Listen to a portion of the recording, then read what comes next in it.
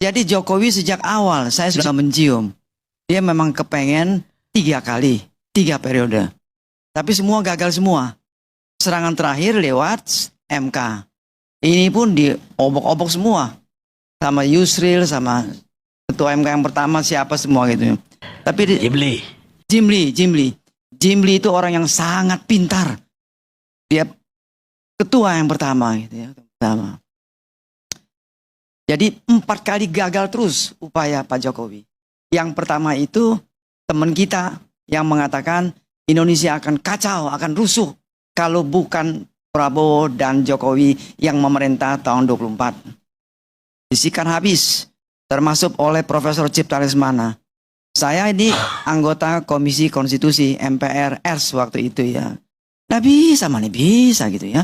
Nah gagal. Kemudian Luhut Panjaitan mengatakan bahwa saya punya 2 juta masalah.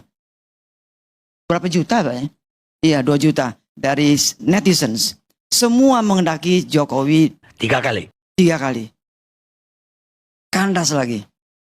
Upaya yang ketiga, tiba-tiba sekretaris MK keluarkan pernyataan Jokowi bisa jadi wakil presiden. Jadi presiden nggak bisa, wakil presiden nggak bisa. Langsung digempur lagi semua. Nggak bisa, mana bisa sih? Ini para orang goblok gimana gitu ya gitu. Nah, terus yang keempat, nah itu ada pargulipat lagi. Yang kelima lewat MK ini. Memang MK semenjak ganti ketua yang masih keluarga dekat dengan Pak Jokowi, aneh-aneh perilakunya. Itu sudah diingatkan oleh Jimli, oleh Yusril macam-macam. MK tidak punya kewenangan mengotak-atik mengenai umur presiden, wakil presiden. Itu kewenangan siapa? Keuangan DPR dan DPR dan siapa Pak Karni? Pemerintah. Itu kan undang-undang dibikin oleh eksekutif ya. Nah, dicabut juga oleh eksekutif, tapi nyelonong terus jalan terus ya. Karena kenapa? Kita sudah tahu persis. Jokowi ini mungkin memang sangat-sangat mencintai negaranya. Dia kepengen setiap kebijakan yang strategis dijamin akan berlanjut. Akan berlanjut setelah saya nggak jadi presiden lagi. Nah, terutama IKN. Itu proyek orang Betawi bilang gacoan gitu loh. Harus, nggak bisa enggak. Nah dia khawatir kalau dia tidak presiden lagi, ambruk proyek-proyeknya ini. Pak Jokowi sudah mengatakan April Istana IKN harus sudah selesai. Perayaan 17 Agustus tahun depan akan dirayakan di IKN. Nah, semua dia sudah perintahkan Menteri PUPR semua gitu. Dia sedih sekali. Dia khawatir proyek-proyek yang sudah saya luncurkan begini bagus menuju Indonesia negara kuat tahun 10 tahun kemudian akan ambruk. Oleh karena itu saya harus berkuasa. Nah, upaya terakhir lewat Mahkamah Konstitusi. Gagal lagi karena memang gak karuan gitu kan. Udah jelas itu melanggar peraturan, melanggar undang-undang gitu. Nah, itulah. Ya kalau undang-undang kekuasaan kehakiman mengatakan hakim itu harus mengundurkan diri. Ya. Kalau dia dihadapkan atau mengadili perkara yang berkaitan dengan dirinya atau secara langsung ataupun tidak langsung. Jadi hakimnya sendiri udah harus mengundurkan diri sebetulnya. Iya. Mengadili perkara itu. Iya, betul. Mestinya mengundurkan diri. Serahkan kepada Saldi Isra. Saya kontak Saldi Isra, teman baik saya dari Andalas. Dia mengatakan ini memang aneh-aneh. Kepengen cepat diketok palu gitu loh. Cepat selesai gitulah supaya Gibran bisa masuk langsung gitu loh. Itu Saldi Isra, masih muda.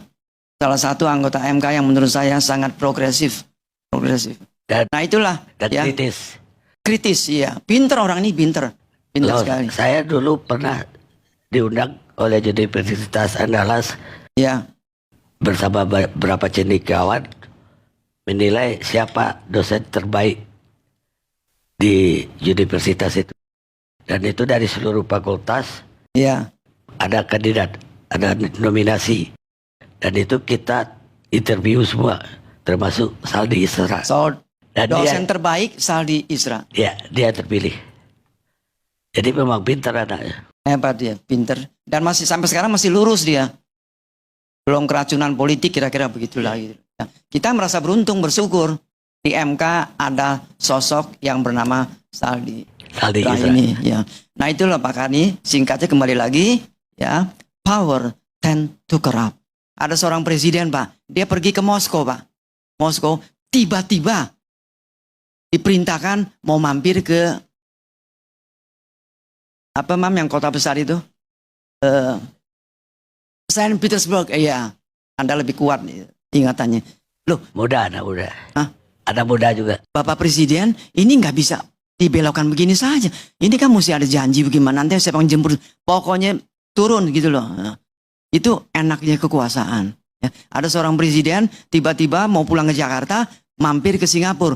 Wartawan yang ikut, teman saya ikut, pada bingung lihat di kaca. Ini kita mendarat di mana ini? Nggak tahu semua gitu. Nggak taunya ke Singapura. Mendarat di sana dulu sebelum Jakarta mau ngapain? Shopping. Aduh Pak. Jadi penguasa enak penguasa di Indonesia. Kalau luar negeri saya kira nggak bisa begitu enak. Makanya Pak, ya untung Karni Ilyas nggak punya ambisi besar jadi penguasa. Presiden loh, ALC. Tidak kalah. Cukuplah Presiden ALC. Ini sangat dihormati semua. Semua nonton semua ini. Dan iklannya juga makin membludak iklannya. Itu dari saya, Bung Karni. Terima kasih. Baik. Tapi hari ini Ibu PDIP mendeklarasikan Mahfud jadi wakil presiden. Apa penilaian Prof? He is a good man. Mahfud ini pengalamannya hebat sekali. Betul hebat sekali ya. Saya sering kontak-kontak Mahfud ini. Cocok, tepat sekali. Ada 4 atau 5 calon wakil presiden. Saya sudah kontak-kontak Hasto, sekjennya. Pak, hati-hati Pak, hati-hati. Nanti jeblok ya. Hati-hati, hati-hati. Di antara 4 atau 5 ini, Mahfud is the best. Cocok sekali ini kali. Bagaimana pandangan Profesor di pihak Prabowo kalau yang jadi itu juga Gibran? Prabowo Gibran belum tentu juga menang. Ya, lawan Mahfud plus yang Jawa Timur itu belum tentu juga. Belum tentu. Saya sudah pernah Tapi ngomong. kan Presiden Jokowi survei terakhir didukung oleh 87% apa? Iya. Artinya kalau suara itu pindah ke Gibran, Iya. Prabowo ya menang. Itu kan hitung-hitungan belum tentu. Buktinya begitu makin santer Gibran jadi cawapres Prabowo, ya meluncur ke bawah. Bukan di Prabowo, bukan Pak Jokowi. Nah, Belum disurvei loh. ada survei saya sudah baca, turun banyak. Elektabilitas Jokowi bukan Pak Prabowo. Prabowo itu meningkat kalau dengan Gibran gitu loh. Itu artinya menurut saya cukup banyak masyarakat yang tidak simpatik dengan Pak Jokowi karena memaksakan putranya. Tapi simpati kepada putranya berarti. Sama putranya yes gitu loh. Jadi Jokowi ini disalahkan juga sama banyak publik gitu loh. Turun elektabilitasnya Jokowi ini. Nah, inilah politik. What is politik? Politik is the art of the possibility. Politik adalah seni berkemungkinan. Dalam politik segala kemungkinan bisa terjadi. Tidak ada yang mustahil dalam politik. Nah, ini yang sedang kita saksikan. Tontonan besar yang sedang kita saksikan.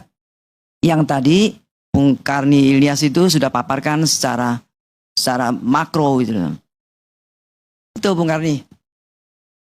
Putusan kemarin itu meyakinkan saya bahwa satu, yang tidak bisa dilakukan di Mahkamah Konstitusi ini cuma menciptakan manusia. Selebihnya Anda bisa bikin. Loh, putusan kayak kemarin itu di depan sidang, bukan di belakang-belakang. Putusan kemarin itu meyakinkan saya bahwa satu hal, Mahkamah ini begitu hebat, yang tidak bisa dibikin oleh Mahkamah ini cuma menciptakan manusia. Di luar itu Anda boleh bikin. Jadi urusan yang sekarang saya debatkan, kita sidangkan, kita periksa ini urusan kecil. Ini urusan kecil ini. Nanti bagaimana apa setelah kalau penjelasan Undang-Undang Dasar itu dinyatakan konstitusional, itu berarti TAP MPR itu berlaku. Lalu kita mesti cari bagaimana justifikasi dan segala macam, itu urusan kecil. Karena yang kemarin itu, saya bilang, Anda sendiri bilang aneh kan? Di dalam sidang. Anda kan bilang aneh. Dan putusan yang Anda bikin itu kemarin. Dan jujur saja, Bang Karni, selama ini saya awali setiap kali sidang itu dan memanggil mereka yang mulia. Hari ini itu terasa begitu berat di mulut saya. Hari ini berat banget untuk saya bilang yang mulia. Jadi saya panggil sudah, tapi ya karena mereka pejabat teman-teman lebih tua dari saya dan segala macam yang lain itu, jadi saya panggil aja mereka yang terhormat hari ini. Oke, itu sesi. Soal yang kedua, sekarang bagaimana dari segi tata negara putusan yang sudah keluar kemarin? Suka atau tidak suka, senang atau tidak senang hukum? Suka atau tidak, senang atau tidak hukum? Mau apa? Sistem tidak menyediakan cara membatalkannya atau mengoreksinya. Lalu apa konsekuensinya? Tadi Andri bilang, di mana tadi? Di sini apa? Di sana tadi, sebelum masuk. Beliau ini kan tanya, kan ini mesti ditindaklanjuti. Tadi saya rasa yang mau dibilang adalah, kan mesti dibikin PKPU ini untuk mengubah. Saya mau bilang sama Bang Karni, bagaimana kalau besok Presiden bikin Perpu? Kalau dibikin Perpu, dia ubah satu pasal syarat. 169 itu dia tambah lagi satu pasal. Atau satu ayat. Bagaimana caranya koreksi? Sahkan itu. Urusan Perpu, urusan darurat itu kan urusan karang-mengarang. Mengarang soal situasi darurat itu kan situasi yang subjektif. Konstitusi bilang begitu. Kalau dia besok terus, nantilah Rocky yang terangkan itu. Kalau besok beliau presiden kita yang terhormat Pak Joko Widodo ini kembali dari Cina ya? Dari Arab Saudi ya? Terus dia tindak lanjut itu putusan Mahkamah Konstitusi dia bikin Perpu. Ada urusan apa lagi dengan DPR? Tunggu, sudah selesai daftar kok. Setelah selesai daftar, semua partai tolak itu Perpu, sudah jadi hukum. Tindakan hukum pendaftaran yang sudah terjadi sah secara hukum. Jadi tidak ada urusan dengan DPR. Kalau presiden mau, nanti Rocky yang urusan itu. Kalau orang bilang ya dia sayang sama anaknya, jadi dia kasih itu segala macam, urusan lain. Dua. Yang ketiga, tadi Prof. Cipta tadi menyebut ada 4 hal ya, usaha bla bla bla segala macam. Tidakkah itu menunjukkan bahwa andai partai-partai dengan sudahlah demokrasi kita tidak usah terlalu agung-agungkan dah. Mungkinkah hari ini kita bicara mengenai dinasti? Kalau partainya PDIP misalnya, PDIP hebat loh. Cuma kita tidak tahu apakah soal Gibran ini dibicarakan dengan Ibu Mega atau tidak. Kalau dibicarakan, andai kata Ibu Mega punya sikap tidak mengiyakan, wah itu kan top itu. Ibu Meganya top. Topnya ya kan dia, dengan kalau dia bersikap itu kan tidak bisa. Kalau partai-partai punya sikap seperti Ibu Mega, katakanlah kalau andai kata Ibu Mega, orang ini pernah dibicarakan dengan Ibu Mega, lalu Ibu Mega mengambil sikap yang berakibat sekarang dia tidak bisa masuk melalui Ibu Mega misalnya, PDP misalnya, itu luar biasa Ibu Mega. Dia menempatkan betul-betul hal-hal yang menurut kita ya masuk akal. Satu lagi yang terakhir yang saya rasa kita perlu juga membincangkannya secara bijak ya. Bang Karni, wakil presiden itu kerjanya apa sih? Apa kerja wakil presiden itu? Saya berseluruh dan teman-teman saya begini. Manusia yang paling senang di Indonesia hari-hari ini, Wapres. Pak Wapres tuh. Pakai sarung tiap hari, asik, senang aja tuh, gak ada kerjaan tuh. Tapi semua diurus oleh negara. Wapres itu kerjanya, dia tidak punya wewenang apa-apa. Tunjukkan pada saya satu saja keputusan Wapres. Yang official. Tunjukkan pada saya. Itu kan cuma ada waktu Bung Hatta dulu. Maklumat X tuh. Situasi gitu. Tunjukkan pada saya, apa kerjaan Wapres? Apa kerjaan Wapres? Coba itu dia. Itu kalau disuruh presiden. Kalau disuruh presiden, Anda bisa bayangkan.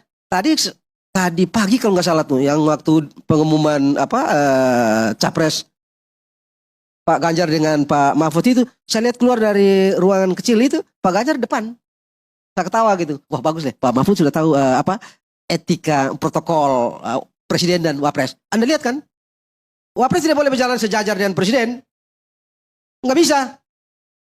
Kerjanya wapres itu kalau disuruh presiden, apa saja yang dikerjakan oleh wapres, itu yang diperintahkan oleh presiden. Tidak bisa di luar itu. Suka atau tidak, senang atau tidak. Satu-satunya yang diperlukan oleh wapres ini adalah yang kita perlu wapres ini jangan sampai presidennya mati. Kalau dia mati di tengah jalan, itu yang Prof. Cipta, itu yang dipikirkan oleh orang yang menemukan jabatan wapres ini. Itu dibicarakan di Philadelphia Constitutional Convention 1787. Perdebatan di Philadelphia Constitutional Convention di Amerika Serikat itu mulai dari 17 Mei sampai 17 September 1787. Tahu nggak? September awal itu orang bicara jabatan wapres. Itu disamakan dengan putra mahkota. Dengan pertimbangan, karena tadinya kan jabatan presiden itu jabatan tunggal. Kewenangannya dipusatkan, dikonsentrasikan sepenuhnya pada presiden. Tidak dibagi. Tidak didistribusi, itu presiden.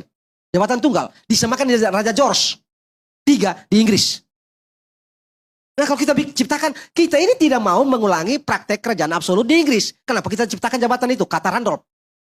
Ini bahaya kita hidupkan lagi monarki. Itu sebabnya mereka mengatakan, menyifatkan presiden itu dan jabatan tunggal dan seluruh kekuasaan yang konsentrasikan pada dia. Ini sama dengan kita bikin the fetus of the monarchy, bayi monarki. Lalu, tapi itu yang diperlukan karena pengalaman di negara bagian, kalau parlementer celaka. Jadi harus ditaruh biar efektif. Tapi bagaimana kalau dia mati, lagi berkuasa terus mati? Terus bagaimana kita? Bikin putra mahkota, analog dan putra mahkota. Jadilah jabatan wapres itu. Sebabnya dia nggak ada kerjaan. Kawan ini, si wapres ini nggak ada kerjaan. Jadi kalau dia tidak ada kerjaan, kenapa juga kita pusingkan dengan Tuan Gibran ini, anak kecil ini? Karena kalau kita pusing, dia tidak ada. Ya kita takut memang jangan sampai Pak Prabowo, tentara ini, Jenderal Bintang 3 ini, sudah bintang 4 sekarang. Bintang 3 ini, dia sakit terus bagaimana, kita nggak tahu kan urusan Tuhan ini. Andri juga nggak mau berdebatkan soal itu. Itu aja sebenarnya. Kalau wakil presidennya mati, gampang. Tidak pengaruh dengan penyelenggaraan pemerintahan. Tapi kalau presidennya incapacity, dalam istilah teknis, Undang-Undang Dasar, wapres menjadi presiden. Suka atau tidak, senang atau detik itu juga harus latih jadi presiden. Di situ itu masalah kita. Itulah faedah dari tadi Bang Karni men-challenge Andri. Anda tadi menyebut anak muda. Riwayatnya bagaimana? Di Aki Pagi minggu yang lalu itu, saya bilang dulu kita punya anak muda yang namanya Soekarno, umur 25 tahun, 26 tahun, ya sudah pikirkan bangsa, sudah punya mimpi bangsa ini yang hari-hari ini. Kita pernah punya kita mengenal satu bangsa Indonesia, satu bahasa Indonesia, satu tanah air Indonesia. Dari siapa? Anak muda yang namanya Yamin. Umur berapa tahun? 20 tahun sekian. Kita punya Pak Natsir. Kita punya Perdana Menteri yang muda, 36 tahun. Tapi orang yang sejak saat sudah punya pikiran, punya mimpi dan segala macam. Lalu Syahrir, 36 tahun jadi Perdana Menteri. Di situasi yang begitu kacau. Bikin sampai kita sampai di sini. Dengan semua yang mereka berikan itu. Jadi di titik itu memang saya mengerti kok. Tadi Bang Karni bilang Rasulullah 40 tahun. Al-Fatih, Muhammad Fatih menundukkan Konstantinopel. Umur berapa? 21 tahun. Yang bikin konsep presidensial. Ya konsep presidensial atau menemukan sistem presidensial. James Madison 27 tahun. Alexander Hamilton yang bikin undang berapa tahun? Waktu jadi Menteri Keuangan pertama di Amerika Serikat, 32 tahun, 33 tahun. Yang bikin American National First American National Bank 35 tahun. Begitu banyak pikiran dia yang dipakai sampai sekarang. Misalnya tadi itu implied power, kemudian executive privilege, anak muda memang. Cuma memang mereka terlatih berpikir imajinatif, berpikir melampaui zamannya. Kawan kecil Katu ini, bagaimana? Itu juga jadi soal memang. Itu juga, tapi ya sudah, cuma dia kan nggak ada kerjaan nih. Wapres kan tidak ada kerjaan kan, Bang Karni? Ya tapi kan ada yang dikhawatirkan tadi. Itu memang itu ya kita perlu pikir ada juga. Pertanyaan saya satu. Tahun 2003 kali, saya menggugat ke MK, menggugat undang-undang penyiaran. Dan ketua MK waktu itu Jimli. Itu Mahkamah Konstitusi tidak boleh menambah satu kata pun. Dia hanya boleh mencoret kalau itu tidak sesuai dengan Undang-Undang Dasar, tapi tidak bisa mengganti itu. Mengganti itu harus DPR lagi. Lah, ini kok sekarang saya bingung, kok bisa bikin kalimat sendiri. Nah itu dia. Itu dia yang saya rasa, ini yang kalau kita belajar ilmu hukum ini ada yang disebut dan unintended expected. Ada yang tak terbayangkan pada waktu bikin undang dasar, yaitu final dan binding itu tadi. Jadi karena tidak ada yang bisa dikoreksi, saya sudah bikin aja. Begitu selesai mau apa? Yang ini nih. Itu yang tadi saya bilang itu yang mengikat putusan Mahkamah Konstitusi bersifat final dan mengikat. Itu yang tidak dicermati konsekuensi tak terlihatnya. Akhirnya dalam penerapan kayak begini kan. Yang tadi Bang Karni itu memang tidak bisa. Bahkan saya cukup yakin Bang Karni paham. Di Inggris itu tidak ada juga, tidak diberikan kewenangan kepada pengadilan untuk menguji undang-undang. Karena John Locke bilang apa? Sialan kalian 9 orang, tidak dipilih. Sementara undang-undang itu adalah kristalisasi dari kemauan, kedaulatan rakyat. Anda yang tidak dipilih ini kok Anda ubah undang-undang? Tidak bisa. Karena itu mereka tidak diberikan kewenangan menguji. Ini kita bukan cuma uji, bikin. Kan kacau tuh. Dan ini kacau memang. Tapi ya itu dia tadi, makanya saya rasa, menurut saya kita mesti serius di masa yang akan datang. Itu kita mesti pikirkan ada mekanisme alternatif untuk mencegah yang begini-begini ini. Sebab suka atau tidak, secara akademik dapat kita sebut sebagai judiciary authoritarianism atau judiciary absolutism. Yang kayak begini nih, kita ditindas dengan aturan. Aturan ini mau apa? Saya mau tanya, hukum tidak, sistem tidak menyediakan cara untuk menjinakkannya. Jadi, sudah bikin aja. Makanya tadi saya bilang, satu-satunya putusan Anda yang kemarin itu, meyakinkan saya bahwa yang tidak bisa Anda lakukan cuma satu, ciptakan manusia. Selebihnya Anda bisa bikin. Baik, terima kasih. Apa pentingnya menyesali nasi yang telah jadi bubur gitu? Ngapain juga kita mesti bahas soal yang elektoral? Padahal kita justru harus gembira karena algoritma politik mengarahkan pada pembusukan. Kan itu dasarnya kan. Jadi decaying ini, political decaying, pembusukan politik, dari awal kita tahu akan terjadi. Buat apa dicegah? Dorong aja. Itu dasarnya tuh. Anak muda, ya apa itu? Erick Thohir. Erick Thohir juga kakaknya Gibran sebetulnya. Ya iya, statusnya tuh kakaknya Gibran. Karena dia bagian dari keluarga Jokowi, Erick Thohir. Walaupun punya mandat NU. Tapi saya mau terangkan begini ya. Kan kita mau menganalisis politik dengan peralatan apa? Hukum tata negara. Ilmu politik. Kan itu dari awal nggak berguna. Karena bagi Pak Jokowi itu dia nggak kenal sebagai peralatan untuk menghasilkan kekuasaan. Dia menghasilkan kekuasaan dengan memonopolis segala macam sumber daya, termasuk oposisi dihilangin. Jadi sejak Jokowi bilang saya tidak perlu oposisi, maka dia akan jadi despot. Pasti dia mengarah pada despotisme. Kan cuma itu pilihannya kan. Sistem apapun, kalau tidak ada oposisi, maka dia akan dikembangkan, dipelihara dengan fasilitas despotisme. Jelas itu. Udah itu yang terjadi sekarang. Dan pertunjukan despotisme terbaik adalah panggung di Mahkamah Konstitusi kemarin dong. Termasuk kekonyolan tuh. Bayangkan misalnya, seorang bocah menelpon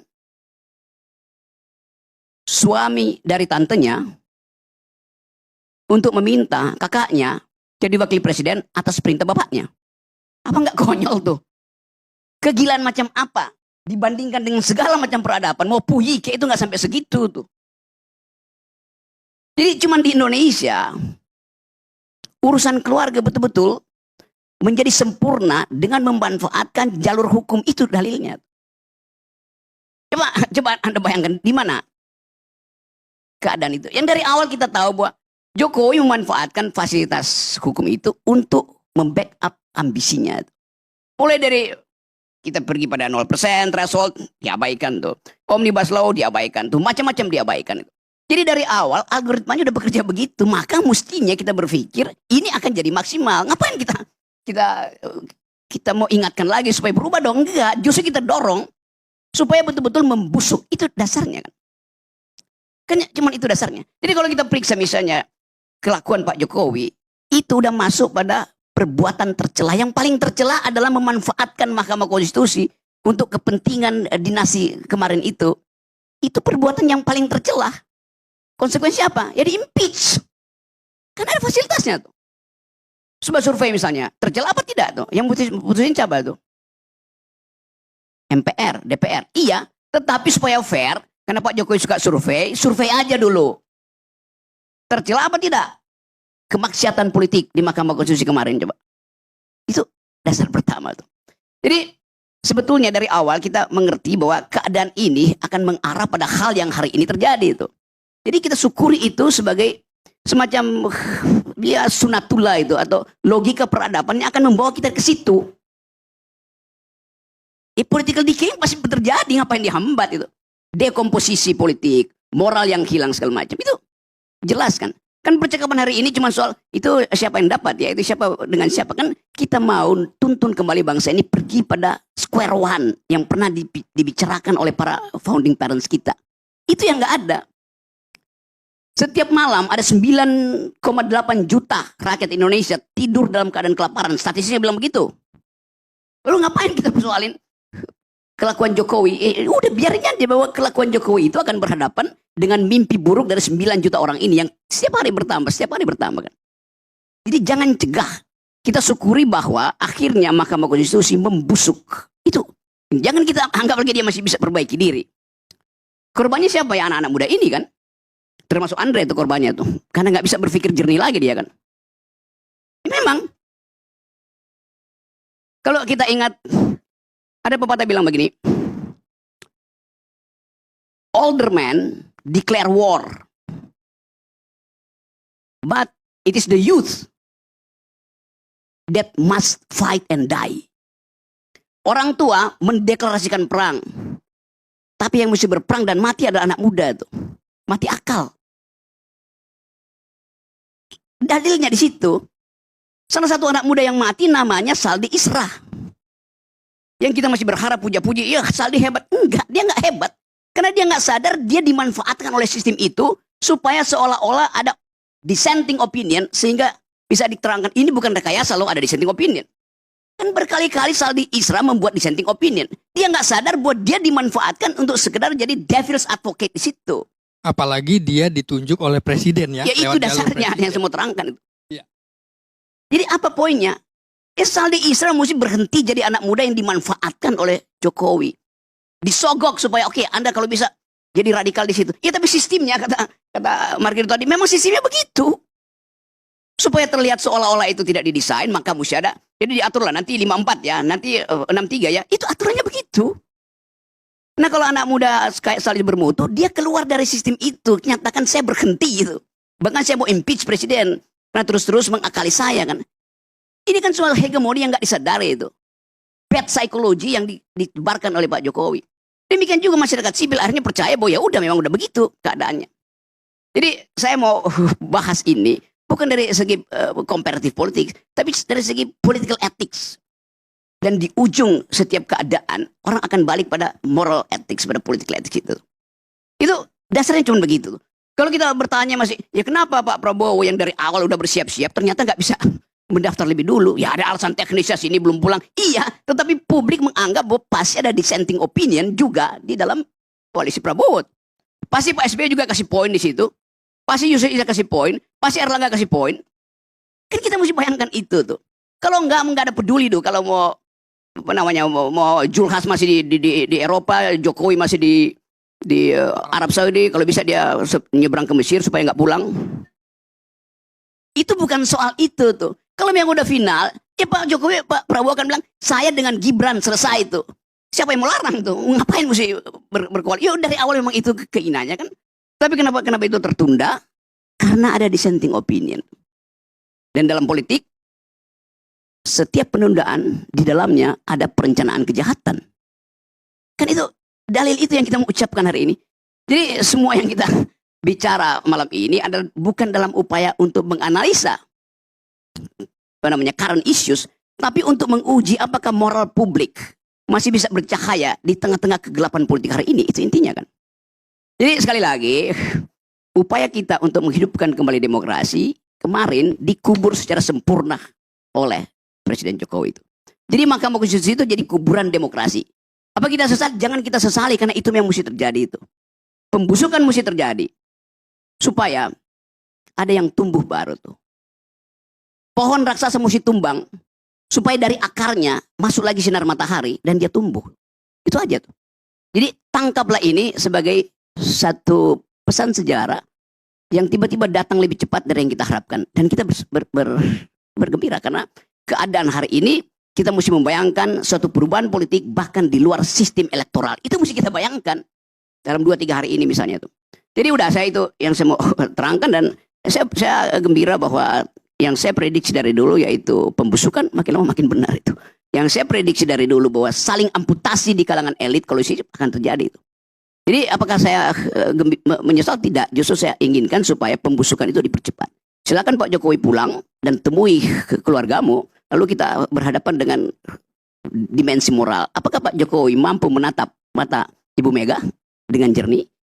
Apakah Pak Jokowi mampu menatap mata Pak Prabowo dengan jujur? Mungkin ada 2 mata yang nggak bisa lagi ditatap Pak Prabowo, Pak Jokowi, karena lagi sakit tuh. Pak Luhut yang diandalkan. Jadi sebetulnya soal-soal semacam ini mestinya kita hidupkan harapan bahwa hanya dengan evaluasi moral kita bisa kembalikan bangsa ini pada peradaban. Makasih. Pak Karni, boleh 1 menit? Oh bantah. Enggak, saya memberikan informasi saja. Ngapain dibantah Pak Rocky ini? Buang-buang waktu. Saya ingin menyampaikan suatu gambaran. Kita harus adil memperlakukan orang. Tadi saya lihat banyak sekali menyatakan Mas Gibran anak kecil, seakan-akan tidak punya prestasi. Saya ingin sampaikan, Solo itu kota kecil, ya, yang hidup hanya dari pariwisata, retribusi dan pajak. Solo tidak punya tambang, tidak punya perikanan, tidak punya pertanian, makan. Tapi faktanya, Gibran Rakabuming Raka dilantik menjadi wali kota Solo, pertumbuhan ekonominya minus 1,74%. Sekarang 6,25%. Jauh di atas ekonomi nasional yang 5,3%. Mungkin dia anak kecil, tapi faktanya Solo bukan ibu kota Jawa Tengah, tapi dia jauh lebih hebat daripada yang tua-tua sebagai kepala daerah. Itu saja. Terima kasih Bang Karni. Coba saya terangkan cara membaca itu. Enggak supaya fair itu. IPM-nya berapa? Disparitasnya berapa? Stuntingnya berapa? Itu intinya tuh. Jadi jangan berbohong di situ. Sama seperti Ganjar misalnya. Ganjar itu buruk sebagai pemimpin Jawa Tengah tuh. Kan Jawa Tengah tetap provinsi termiskin di Jawa. Faktanya begitu. Jadi intinya adalah jangan ucapkan sesuatu yang bisa dibatalkan juga dengan statistik gitu. Saya nggak mau main di situ tuh. Itu nggak ada gunanya itu. Yang kita tahu bahwa Gibran, Bobi, Kaisang itu datang memimpin dengan cara tidak normal. Itu semua orang paham itu. Jadi bukan soal karena dia muda, karena itu mungkin satu waktu nanti orang tanya, apakah Kaisang mengerti apa yang namanya bunga mawar yang partainya PSI itu? Apa artinya Bekas partainya tangkai mawar waktu itu? Kalau dia nggak ngerti, dia akan bilang saya nggak ngerti. Karena itu saya akan rubah simbol bunga mawar itu dengan simbol kulit pisang.